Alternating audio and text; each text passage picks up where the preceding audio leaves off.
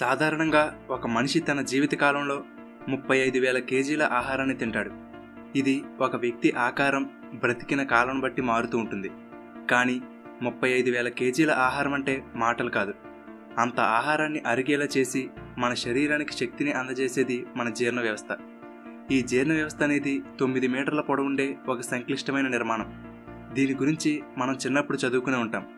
కానీ ఈ వీడియోలో మన జీర్ణాశయంలో ఆహారం ఎలా అరుగుతుందో లైవ్లో చూద్దాం. దీనిలో కొన్ని విజువల్స్ అనేవి చూడడానికి కొంచెం ఇబ్బందిగా ఉండవచ్చు. కానీ మన లోపల ప్రాసెస్ ఎలా జరుగుతుంది అనేది ఇవి చూస్తే బాగా అర్థమవుతుంది. అలాగే మన జీర్ణ వ్యవస్థ ఎప్పటికీ ఆరోగ్యంగా పనిచేస్తూ ఉండాలంటే ఏం చేయాలో కూడా తెలుసుకుందాం. కాబట్టి ఈ వీడియోను పూర్తిగా చూడండి. జీర్ణ వ్యవస్థ అనేది నోటి నుండి మొదలై ఆహారనాళం, జీర్ణాశయం, చిన్న ప్రేగు, కాలేయం, క్లోమం, గాల్ బ్లాడర్, పెద్ద ప్రేగు, రక్తం అనే 9 భాగాలు ఒకదానితో ఒకటి కలపబడి ఉండే ఒక పొడవైన మార్గం. నోటి నుండి రక్తం వరకు సుమారుగా 9 మీటర్ల పొడవు ఉంటుంది. మనం తినే ఆహారంలో ప్రోటీన్లు, కార్బోహైడ్రేట్లు, విటమిన్లు, మినరల్స్ ఇవన్నీ ఉంటాయి. ఇవన్నీ మన బాడీకి చాలా అవసరం. అయితే వీటిని మన శరీరం డైరెక్ట్గా ఉపయోగించుకోలేదు. సింపుల్ ఎలిమెంట్స్గా మార్చవలసి ఉంటుంది. ఆ పనిని ఈ జీర్ణ వ్యవస్థ చేస్తుంది.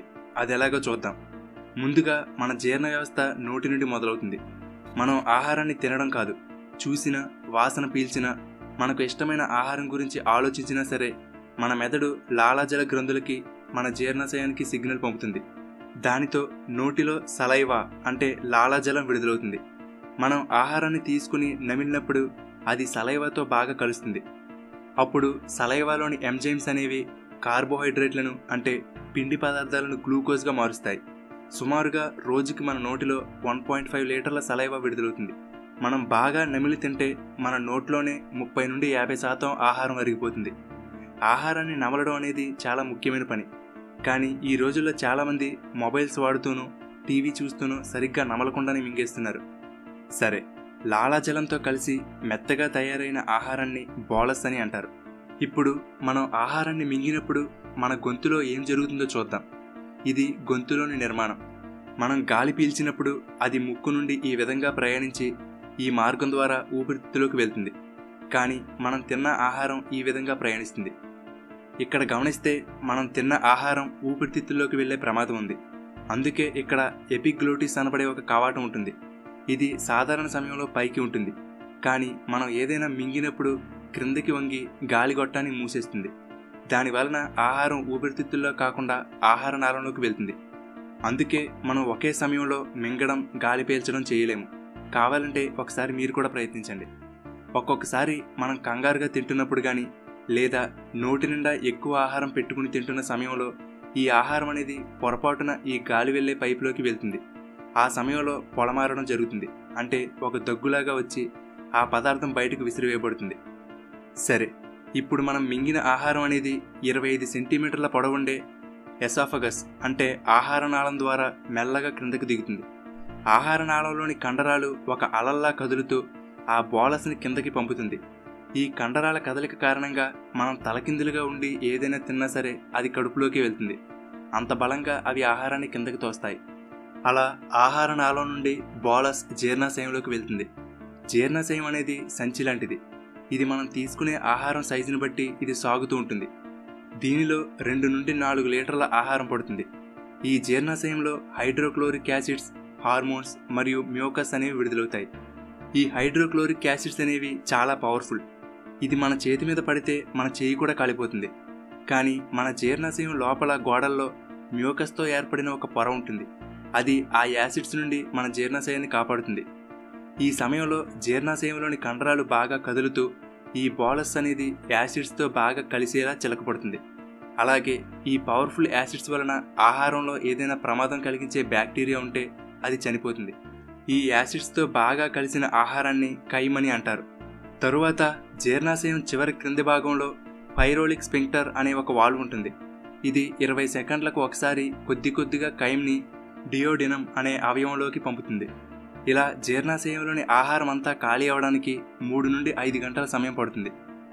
డియోడినం అనేది 25 సెంటీమీటర్లు మాత్రమే ఉంటుంది. కానీ ఎక్కువ ఆహారం అరుగుదల అనేది ఇక్కడే జరుగుతుంది.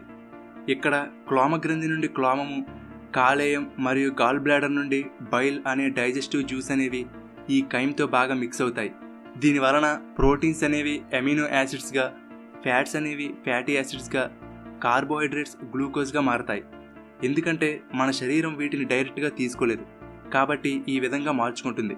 దీని వలన మన శరీరం ఆహారంలోని పోషకాలను సులువుగా పీల్చుకుంటుంది. ఆ తర్వాత ఈ కైమ్ అనేది చిన్న ప్రేగుల్లోకి ప్రయాణిస్తుంది. ఈ చిన్న ప్రేగు అనేది సుమారుగా 20 అడుగుల పొడవు ఉంటుంది. ఒక సాధారణ మనిషి పొడవు 6 అడుగులు ఉంటుంది.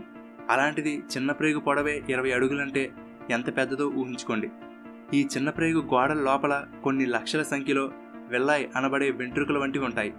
ఇవి ఆహారంలోని పోషకాలను పీల్చుకుని వాటిని రక్తంలోకి పంపిస్తాయి. ఈ రక్తం అనేది శరీరం అంతా ప్రవహించడం వల్ల మన శరీరానికి కావలసిన పోషకాలు అందుతాయి. ఈ ఆహారంలోని అన్ని పోషకాలను పీల్చుకున్నప్పటికీ కూడా ఇంకా దీనిలో ఫైబర్, వాటర్ వంటివి ఉండిపోతాయి. ఇది చిన్న ప్రేగు నుండి పెద్ద ప్రేగులోకి వెళ్తుంది. ఈ పెద్ద ప్రేగు అనేది సుమారుగా 5 అడుగుల పొడవు ఉంటుంది. ఇక్కడ మీకు ఒక సందేహం రావచ్చు, 20 అడుగుల పొడవున్న ప్రేగుని చిన్న ప్రేగు అని, 5 అడుగుల పొడవున్న ప్రేగుని పెద్ద ప్రేగు అని ఎందుకంటున్నారు? దానికి కారణం చిన్న ప్రేగు సుమారుగా 1 అంగుళం వ్యాసం ఉంటుంది, కానీ పెద్ద ప్రేగు 2 అంగుళాల వ్యాసంతో లావుగా ఉంటుంది. ఇప్పుడు ఫైబర్, వాటర్తో ఉన్నటువంటి ఆహారం చిన్న ప్రేగు నుండి పెద్ద ప్రేగులోకి ప్రయాణిస్తుంది. దీనిని కోలన్ అని కూడా అంటారు. ఈ పెద్ద ప్రేగులో దానిలోని మిగిలిన పోషకాలతో పాటుగా వాటర్ని పూర్తిగా పీల్చేసుకుంటుంది. అన్నీ పీల్చుకోగా మిగిలిన వేస్ట్ని స్టూల్ అని అంటారు. ఇది రెక్టమ్ అనబడే 5 అంగుళాల సైజులో ఉండే ఒక ఛాంబర్లోకి వెళ్తుంది. అక్కడ నుండి యానస్ నుండి బయటకు వెళ్ళిపోతుంది. ఈ మొత్తం మార్గాన్ని ఎలిమెంటరీ కెనాల్ అని అంటారు. ఈ విధంగా మనం తిన్న ఆహారం నోటి నుండి రెక్టమ్ వరకు కంప్లీట్గా ప్రాసెస్ అవ్వడానికి 24 నుండి 72 గంటల సమయం పడుతుంది. అది మనం తినే ఆహారం మీద ఆధారపడి ఉంటుంది. సులువుగా అరిగే ఆహారం అంటే పళ్ళు, కూరగాయలు వంటివి అయితే తక్కువ సమయం, అదే మాంసం వంటివి తిన్నప్పుడు ఎక్కువ సమయం పడుతుంది. ఇది మన జీర్ణ వ్యవస్థ. అయితే మనం గమనిస్తే ఈ రోజుల్లో దాదాపు చాలామందికి ఈ జీర్ణ వ్యవస్థలో ఎక్కడో ఒక చోట ఏదో ఒక అనారోగ్య సమస్య ఉంటుంది. తిన్నది సరిగ్గా అరగకపోవడం, గ్యాస్, గుండెల్లో మంట, అల్సర్, ఇలా ఏదో ఒక సమస్య. మరి అటువంటి సమస్యలు రాకుండా ఈ జీర్ణ వ్యవస్థ సక్రమంగా పనిచేయాలంటే తీసుకోవాల్సిన కొన్ని జాగ్రత్తలు తెలుసుకుందాం. తినేటప్పుడు కంగారుగా మింగేయకుండా కనీసం 30 సెకండ్ల పాటైనా నమలడానికి ప్రయత్నించాలి. మనం ఎంత ఎక్కువ నమిలితే ఆహారం అంత బాగా అరిగి మన ఒంటికి పడుతుంది. అందుకే ఒకటి చెప్తుంటారు, ఆహారాన్ని త్రాగండి, నీళ్లను నమలండి అని. దాని అర్థం ఆహారం నీరుగా మారే వరకు నమిలి తినాలి. అలాగే నీటిని ఒకేసారి ఎక్కువగా మింగేయకుండా కొద్ది కొద్దిగా నోట్లో పోసుకుని చప్పరిస్తూ మెల్లగా తాగాలి.